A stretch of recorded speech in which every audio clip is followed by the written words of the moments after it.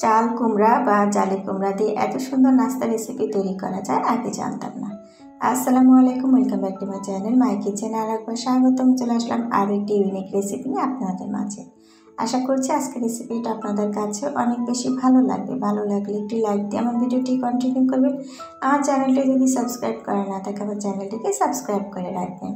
আজকে আপনাদের সাথে শেয়ার করবে চাল কুমড়া দিয়ে খুবই মজাদার একটি নাস্তা রেসিপি। তাহলে চলুন চলে যাই মূল রেসিপিতে। এখানে আমি একটা জালি কুমড়া নিয়েছি আর জালি কুমড়াটাকে খুব ভালো মতো ধুয়ে পরিষ্কার করে নিয়েছিলাম। এবার আমি জালি কুমড়াটাকে খুব ভালো মতো কেটে নেব। প্রথমে কিন্তু আমার উপরের অংশটা আমি ফেলে দিব। আজকে আমি জালি কুমড়া দিয়ে কীভাবে নাস্তাটা করছি অবশ্যই পুরো ভিডিওটি স্কিপ করবেন না। স্কিপ করলে কিন্তু বুঝতে পারবেন না আমি নাস্তাটি কিভাবে করলাম। স্কিপ করলে কিন্তু যে কোনো অংশ বাদ পড়ে যেতে পারে, তাহলে কিন্তু আপনারা জানতে পারবেন না আমি নাস্তাটি আসলে কি দিয়ে করেছি। তাই পুরো ভিডিওটি জুড়ে থাকার জন্য সবাইকে অনুরোধ করব। তো এবার আমি বটি দিয়ে খুব ভালো মতো পাতলা পাতলা স্লাইস করে নিয়েছি, দেখে বুঝতে পারছেন। এভাবে পাতলা পাতলা স্লাইস করে নিতে হবে জালি কুমড়াটা। এবার এখানে আমি 1 টেবিল চামচ লবণ দিয়ে দিচ্ছি। লবণ দিয়ে আমি খুব ভালো মতো চাল কুমড়াটাকে মিশিয়ে নিব, যাতে জালি কুমড়াটা কিংবা চাল কুমড়া খুব ভালো মতো সফট হয়ে যায়। আর গায়ে যে এক্সট্রা পানি আছে সেই পানিটা কিন্তু এই লবণের সাহায্যে বের হয়ে যাবে, আর নাস্তাটাও কিন্তু খেতে অসম্ভব মজার হবে। তো দেখে বুঝতে পারছেন আমি জালি কুমড়া কিংবা চাল কুমড়াটাকে কিভাবে লবণ দিয়ে মেখে নিচ্ছি 2 হাত দিয়ে। আপনারাও কিন্তু এভাবে করার চেষ্টা করবেন। আমার চ্যানেলে এরকম ইউনিক অনেক নাস্তা রেসিপি আছে, আপনারা চাইলে কিন্তু ভিজিট করে আসতে পারেন।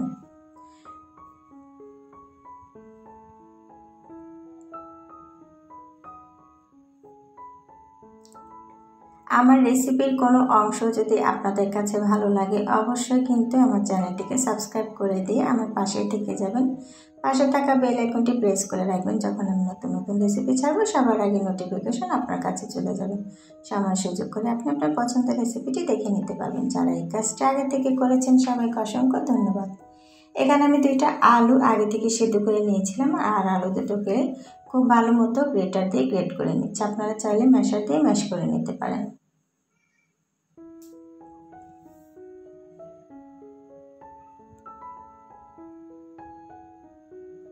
এরকম নতুন ইউনিক রেসিপি পাওয়ার জন্য অবশ্যই আমার চ্যানেলটিকে সাবস্ক্রাইব করে রাখবেন।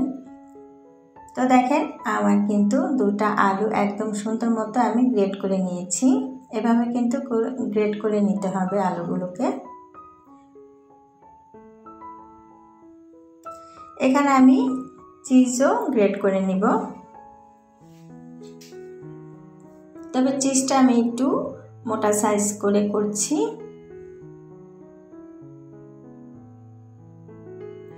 যারা দেখতে দেখতে এ পর্যন্ত চলে এসেছেন ছোট্ট একটি লাইক দিতে ভুলে গেছেন, প্লিজ ছোট্ট একটি লাইক দিয়ে আমার ভিডিওটি কন্টিনিউ করবেন। আপনাদের একটি লাইক কিন্তু আমার ভিডিওর জন্য অনেক গুরুত্বপূর্ণ। আমার ভিডিওটা ভাইরাল হওয়ার জন্য অনেক সাহায্য করতে পারে আপনাদের ছোট্ট লাইকটি। অনেকেই ভিডিও দেখেন কিন্তু অনেক পর একটা কমেন্ট করেন, আপনারা লাইকটা দিতে ভুলে যান, প্লিজ একটি লাইক দিয়ে দিবেন। তো আমার যতটুকু চিজ লাগবে আমি কিন্তু ঠিক ততটুকুই চিজ আমি গ্রেট করে নিচ্ছি। তো দেখেন আমার কিন্তু চিজটা গ্রেট করা হয়ে গেছে। এবারে যে আলুটা আমি গ্রেট করে রেখেছিলাম সেই আলু গ্রেটের ভিতরে আমি চিজগুলোকে দিয়ে দিচ্ছি।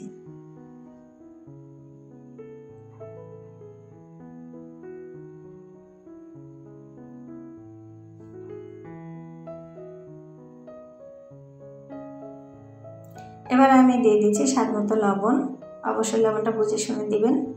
এবার দিয়ে দিচ্ছি আমি কালো গোলমরিচের গুঁড়ো, দিয়ে দিচ্ছি কালারের জন্য কাশ্মীরি লাল মরিচের গুঁড়ো।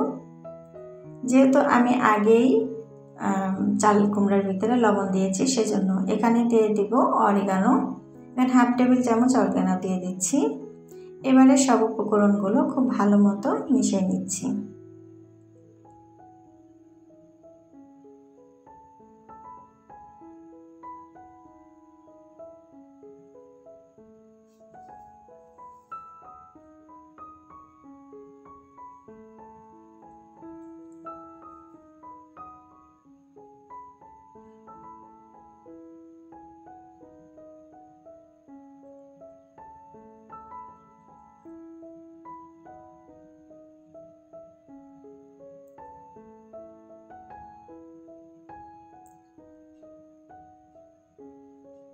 দেখেন মেশানো হয়ে গেছে। এবার আমি এটা সাইড করে রেখে দিই। এখানে আমি একটা বেটার তৈরি করে নিব।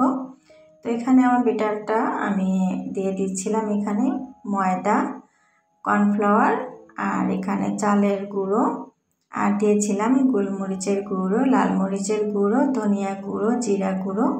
এগুলো আমার স্কিপ হয়ে গেছে, সেজন্য আমি মুখে বলে দিচ্ছি। আর দিয়ে দিলাম একটা ডিম। এবারে আমি সামান্য একটু পানি দিয়ে আমি খুব ভালো মতো একটা বেটার তৈরি করে নিব। বেটারটার ঘনত্বটা আমি দেখিয়ে দিচ্ছি কীরকম হবে। তো এখানে কিন্তু আমি একটু গোটা জিরাও দিয়েছিলাম। তো এবার আমি এটা সাইড করে রেখে দিয়ে আমি এখানে জালি কুমড়াটাকে দেখেন খুব ভালো মতো একটু মিশিয়ে নিচ্ছি। এবার আমি 2 হাত দিয়ে খুব ভালো মতো চেপে চেপে পানিগুলোকে বের করে নেব। আপনারা চাইলে কিন্তু টিস্যু দিয়েও এই কাজটা করে নিতে পারেন।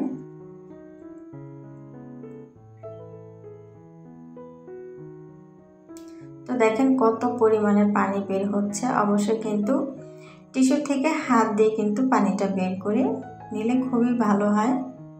তো দেখেন খুব ভালো মতো করে আমি পানিগুলো বের করে নিয়েছি। তো দেখেন কতটা পানি বের হয়েছে। এবারে আমি চাল কুমড়াগুলোকে নাস্তার মতো করে আমি এখানে সাজিয়ে নিচ্ছি।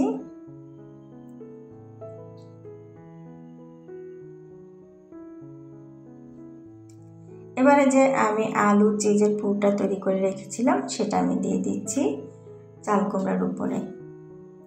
আমরা তো সবজি দিয়ে অনেক কিছুই করে খাই, যেমন মাছ দিয়ে খেয়েছি, ভাজি করে খেয়েছি, ডিম দিয়ে। আমরা কি কখনো এরকম জালি কুমড়া কিংবা চাল কুমড়া দিয়ে এভাবে বিকেলে নাস্তা করে খেয়েছি? অবশ্যই যদি না খেয়ে থাকি তাহলে কিন্তু আমার এই রেসিপিটি ফলো করে কিন্তু আপনারা বাসায় ট্রাই করতে পারেন। খুবই সুস্বাদু বিকেলের একটি নাস্তা তৈরি করা যায় এই জালি কুমড়া কিংবা চাল কুমড়া দিয়ে। দেখেন আমি খুব ভালো মতো পেঁচিয়ে নিচ্ছি রোলের মতো করে। এভাবে করে কিন্তু নাস্তাটি করে নেব আমি।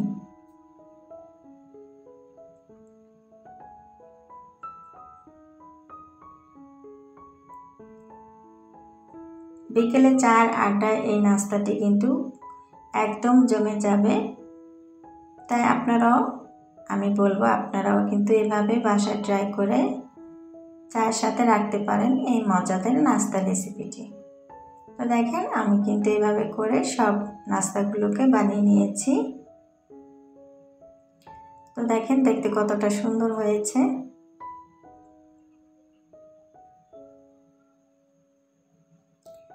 এবারে আমি এখানে আগে থেকে ফ্রাই প্যানে তেল বসিয়ে রেখেছিলাম। এবারে আমি যে একটা বেটার তৈরি করেছিলাম সেই বেটারের ভিতরে দিয়ে আমি নাস্তাগুলোকে ভেজে নিব।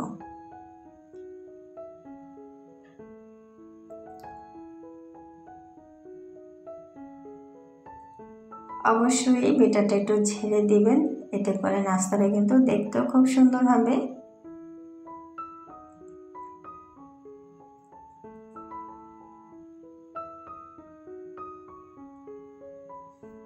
দেখেন আমি খুব সুন্দর একটা কালার করে আমি এই নাস্তাগুলোকে ভেজে নিচ্ছি।